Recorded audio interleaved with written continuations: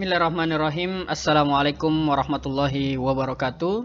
Alhamdulillahirrabbilalamin. Kita bersyukur masih diberikan kesempatan untuk belajar bersama dalam jaringan atau belajar secara daring. Dan pada kesempatan video kali ini saya akan melanjutkan materi sebelumnya dari fase perencanaan, yaitu fase pengembangan. Nah, sebagai pengantar bahwa fase perencanaan ini adalah semua hal atau pada fase perencanaan semua hal yang telah dipersiapkan pada fase inisialisasi dan perencanaan kemudian diwujudkan dalam bentuk deliverables yang dapat langsung dilihat dan dipergunakan oleh klien. Nah, prosedur kerjanya dalam membangun proyek sistem informasi biasanya mengikuti suatu metode. Nah, metode yang digunakan nanti adalah salah satu metode yang populer, yaitu atau metode dasarnya yaitu menggunakan metode SDLC, System Development Life Cycle. Dan di dalam metode SDLC ini yang paling banyak digunakan adalah the waterfall model. Nah, the waterfall model, sehingga nanti di dalam the waterfall model ini kira-kira langkah-langkah atau tahapan-tahapan pengembangan software menggunakan model ini adalah requirement atau nanti kebutuhan sistem, analisis kebutuhan sistem, kemudian desain sistem dan juga software, kemudian pembangunan software atau software development-nya, kemudian quality assurance, nanti berisi pengujian, dan juga yang terakhir adalah dokumentasi. Nah, yang pertama adalah requirement. Jadi requirement ini adalah atau dilakukan pada fase inisialisasi pada tahap pengembangan. Jadi pada tahap pengembangan nanti ini sudah memiliki SRS, System Requirement Specification, dan juga Project Scope Document. Sebagai penunjang langkah berikutnya yaitu desain sistem dan juga software. Nah, pada tahap ini masih memungkinkan terjadi perubahan kecil atau perubahan minor.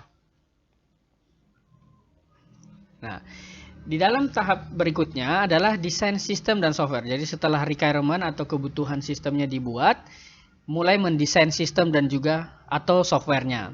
Nah, kalau jika sistem ini adalah kumpulan dari deliverables manajemen proyek, maka software ini merupakan bagian dari sistem tersebut. Nah, proses desain itu sendiri akan melalui beberapa tahap. Yang pertama adalah spesifikasi fungsional dan teknis, ya, secara teknis. Kemudian nanti risiko dan mitigasi. Jadi risiko dan mitigasi ini harus selalu ada atau menjadi bagian dari proyek. Kemudian yang berikutnya adalah desain sistem. Selanjutnya pemodelan, desain software, UML, kemudian desain antarmuka dan juga desain database. Selanjutnya adalah spesifikasi fungsional dan teknis. Jadi spesifikasi sistem ini dapat dilihat pada SRS tadi, System Requirement Specification, yang berisi nanti spesifikasi fungsional dan juga non-fungsional. Jadi ada dua, spesifikasi fungsional dan juga non-fungsional. Sedangkan spesifikasi teknis nanti dapat dideskripsikan melalui FSD, Functional Specification Document, dan juga STS, Software Technical Specification. Kalau FSD ini sendiri adalah dokumen yang menggambarkan bagaimana software akan berfungsi. Jadi nanti akan diceritakan fungsi-fungsi apa yang dimiliki agar memenuhi kebutuhan tadi. Kemudian STS ini berisi aspek teknis, ya, berisi aspek teknis dari software yang akan dibangun. Misalkan platformnya apa, bahasa pemrograman dan database yang digunakan apa, koneksi software dengan database nanti seperti apa, bagaimana arsitektur softwarenya, kemudian topologi jaringan kalau dimungkinkan untuk digunakan nanti seperti apa. Sehingga STS ini nanti ditujukan untuk sistem designer dan juga developer, atau dalam hal ini yang lebih spesifik adalah ke programmer. Nah, dokumen-dokumen FSD dan STS ini lebih ditujukan untuk pengguna internal. Untuk pengguna internal, sehingga format ini tidak harus formal. Jadi format FSD dan STS ini tidak harus formal, tetapi harus jelas. Jelas nanti dipakai untuk atau dipakai oleh anggota tim. Nah, dipakainya untuk apa? Untuk kebutuhan pekerjaan dan juga sebagai dokumentasi. Nah, Kemudian yang berikutnya adalah risiko dan mitigasi. Bahwa manajemen risiko ini harus selalu dijadikan bagian dari proyek. Nah, kenapa? Karena potensi risiko itu selalu ada pada setiap fase proyek. Nah, tidak semua risiko ini dapat teridentifikasi pada saat mempersiapkan desain. Bahkan beberapa risiko ini tidak dapat terprediksi. Sehingga risiko dan mitigasi ini harus tetap dibuat atau sebisa mungkin tetap harus disiapkan. Selanjutnya adalah desain sistem. Jadi kalau desain sistem ini proses untuk mendefinisikan arsitektur, komponen, modul, antarmuka bahkan data untuk memenuhi requirement, untuk memenuhi kebutuhan. Kira-kira misalkan arsitekturnya butuh server dan client seperti apa, komponen-komponen yang dibutuhkan untuk apa, untuk memenuhi kebutuhan sistem.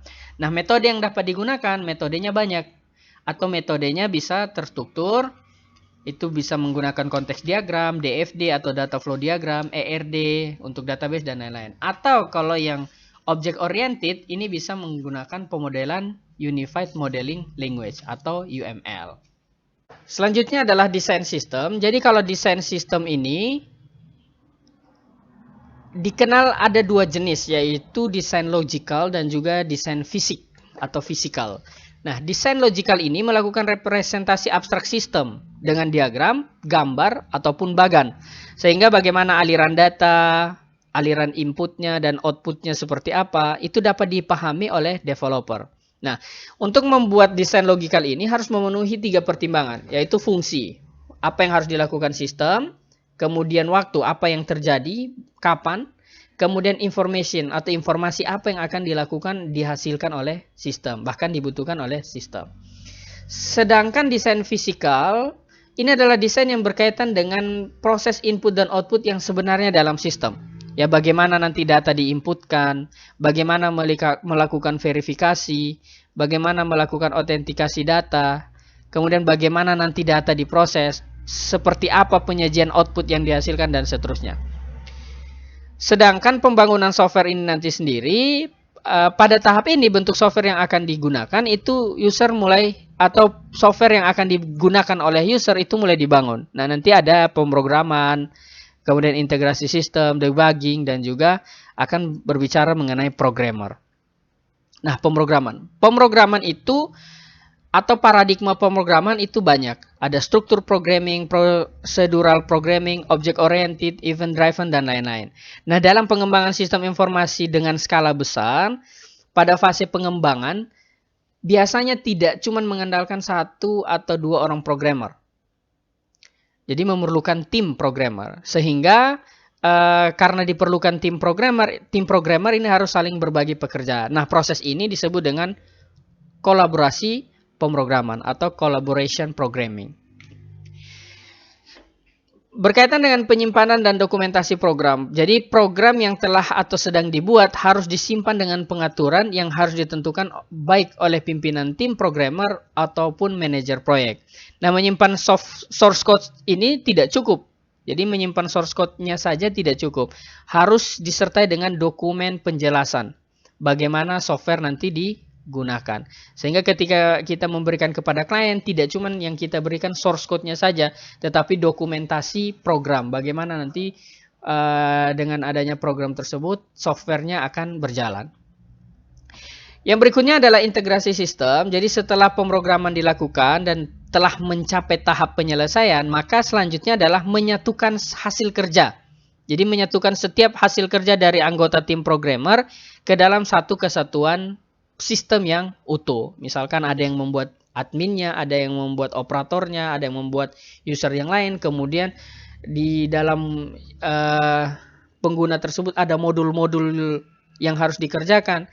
Nah, pada tahap integrasi sistem ini sudah mencapai tahap penyelesaian, sehingga tahapnya adalah menyatukan hasil kerja dari masing-masing programmer tadi ke dalam satu kesatuan sistem yang utuh. Nah, setiap modul yang dibangun akan saling berinteraksi dan informasi yang diharapkan dapat dihasilkan sesuai dengan requirement atau kebutuhan. Nah, pada prosesnya ini nanti juga akan ditemui yang namanya debugging pada tahap pengembangan software atau software development. Jadi secara umum istilah debugging ini pertama kali digunakan ketika masa-masa awal komputer yang masih menggunakan tabung hampa. Nah, pada masa komputerisasi modern saat ini, istilah debugging ini digunakan untuk mendeskripsikan aktivitas yang dilakukan oleh programmer. Jadi aktivitasnya apa? Aktivitas menemukan masalah ataupun potensi masalah dalam program yang dibuat. Nah, saat ini atau dengan teknologi modern saat ini sudah ada yang dikenal dengan IDE, yaitu atau IDE, Integrated Development Environment. Nah, IDE ini sekarang telah menyediakan alat bantu debugging yang terintegrasi sehingga programmer dapat menjalankan simulasi software langkah demi langkah. Bahkan kadang dengan IDE ini programmer bisa tahu di mana letak errornya, kemungkinan errornya ada di sebelah mana dan lain-lain. Sedangkan programmer itu sendiri adalah orang nanti yang melakukan programming. Profesi programmer kadang disebut atau dikatakan seni daripada teknis. Nah, kenapa? Karena programmer ini harus menerjemahkan kebutuhan yang dituangkan dalam desain menjadi kode-kode program yang ketika dikompilasi atau dikompile akan menjadi software yang merupakan inti dari sistem informasi. Ya, jadi programmer itu nanti menerjemahkan requirement yang dibuat entah dari dokumen fungsional dan sebagainya, kemudian dia membuat dalam bentuk kode-kode program, di mana hasilnya adalah software yang nanti akan digunakan. Nah, selain programmer tadi atau dengan berbagai aktivitas pemrogramannya, ketika program itu sudah selesai, maka harus masuk ke dalam quality assurance atau QA. Nah, dalam QA ini akan dilakukan pengujian sebelum sistem itu dideliver atau dikirim ke pengguna aslinya. Jadi proses QA ini akan dilakukan di mana software ini sudah diyakini telah memenuhi kebutuhan spesifikasi. Jadi yang spesifikasi yang sudah direncanakan di awal sudah dipenuhi atau user requirement specification ini sudah terpenuhi, baru dilakukan pengujian. Nah, idealnya dalam segi penggunanya juga harus memenuhi standar user friendly. Nah, walaupun begitu, meskipun proyek diselesaikan tepat waktu, memenuhi semua kriteria requirement, namun bisa saja software yang dihasilkan itu tidak memuaskan bagi klien. Bisa saja dari segi tampilan dan lain-lain. Nah, ada dua hal mengenai kualitas yang harus diperhatikan pada tahap QA ini. Yang pertama adalah kualitas deliverables atau kualitas hasil. Kualitas dari sistem informasi yang dihasilkan oleh pelaksana proyek.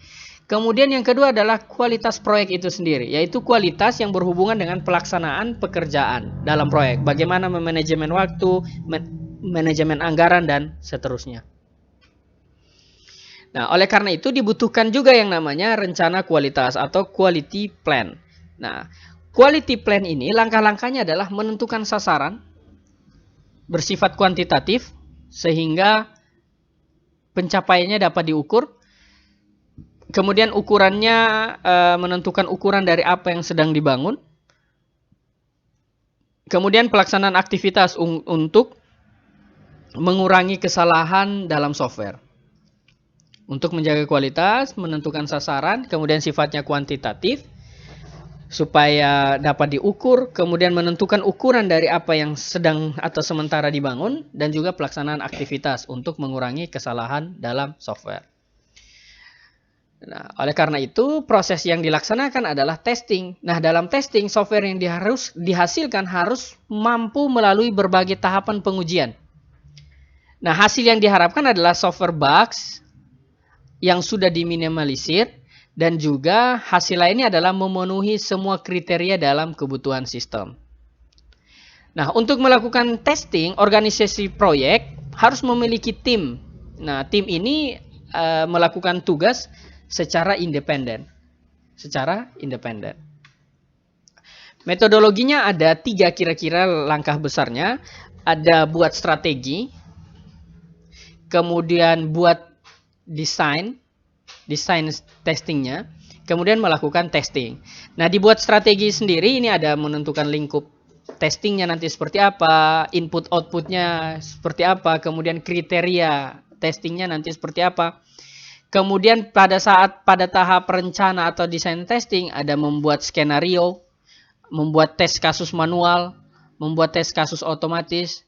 Kemudian pada tahap lakukan testing ini sudah mulai melakukan testing atau pengujian, menganalisis hasil tes.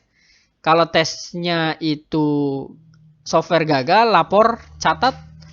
Kemudian kalau tes kasusnya yang gagal, maka buat kembali tes yang lain atau kasus yang berbeda. Kalau lulus, maka tinggal didokumentasikan hasil testing dan juga melakukan maintenance. Nah, sedangkan strategi testing ini sendiri, tim testing akan melakukan analisis requirement, menyusun strategi yang tadi, kemudian membahas rencana dengan tim proyek. Untuk menyusun strategi testing dibutuhkan deskripsi hardware dan juga softwarenya, termasuk mungkin diperlukan alat bantu tes. Untuk rencana tes ini banyak sekali, nanti akan kita bahas di video selanjutnya. Ada tentang testing unit, testing integrasi sistem, sampai dengan testing alpha dan beta. Dan berikutnya yang tidak kalah penting adalah dokumentasi. Jadi dokumentasi dalam proyek ini adalah dokumentasi yang bisa saja berisi tentang aktivitas-aktivitas dalam proyek, di mana dokumen tersebut nanti menjadi bagian dari komunikasi internal. Maupun nanti bisa saja menjadi bagian dari komunikasi dengan stakeholder lainnya. Nah, dalam proyek yang berskala kecil, dokumentasi atau dokumen mungkin hanya terdiri dari beberapa folder saja. Sedangkan dalam proyek yang berskala besar bisa menempati sampai lemari arsip berkaitan dengan dokumentasi aktivitas. Jadi tidak cuma dokumentasi hasil proyek yang dikerjakan, tetapi dokumentasi aktivitas yang dilaksanakan pada saat pelaksanaan proyek. Nah, untuk dokumentasi proses itu sendiri bisa saja rencana, estimasi, jadwal, dokumen-dokumen yang lain yang nanti dihasilkan oleh manajer proyek. Digunakan untuk apa? Untuk memprediksi dan mengontrol proses pengembangan software. Kemudian dokumentasi lainnya berupa laporan-laporan yang merupakan dokumen yang menjelaskan sumber daya dalam proyek selama proyek tersebut berlangsung. Kemudian dokumen standar, yaitu dokumen yang nanti menjelaskan bagaimana proses diimplementasikan, entah itu standar internal, menggunakan standar nasional maupun standar internasional. Ada juga mungkin dokumentasi prosesnya itu dapat berupa kertas-kertas kerja, yang umumnya merupakan dokumentasi teknis, yang nanti bisa saja mencatat berbagai gagasan dan juga pemikiran dari anggota-anggota tim proyek, dan bahkan bisa merupakan versi sementara dari dokumen produk. Nah, dokumentasi yang lain bisa berupa memo ataupun pesan-pesan yang mencatat bagian dari komunikasi harian anggota atau antar anggota tim proyek. Jadi, selain dokumentasi proses, ada dokumentasi produk. Nah, nanti dokumentasi produk ini dibagi lagi menjadi dua. Untuk dokumentasi pengguna, berkaitan dengan tata caranya seperti apa kepada pengguna akhir dan juga administrator.